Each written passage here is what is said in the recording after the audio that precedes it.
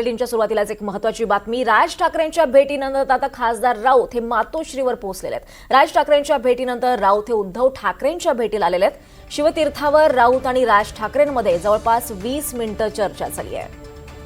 तर काही वेळापूर्वी राज ठाकरेंची खासदार संजय राऊत यांनी भेट घेतली, त्यांच्यामध्ये 20 मिनिटं चर्चा झाली आणि आता या भेटीनंतर खासदार राऊत हे मातोश्रीवर दाखल झालेले आहेत।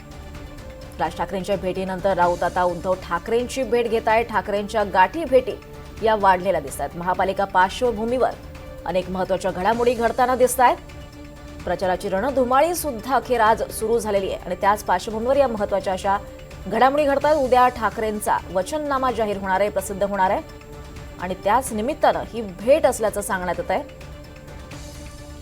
अधिक माहिती घेऊयात आमचे प्रतिनिधी देवेंद्र कोल्हटकर यांच्याकडून। देवेंद्र, आता राऊत हे मातोश्रीवर दाखल झालेले आहेत, काय नेमकं कारण काय घडतंय? दीपाली, दोन्ही ठाकरे बंधूंच्या भेटी घेताना शिवसेना ठाकरे गटाचे नेते खासदार संजय राऊत पाहायला मिळतात आहे।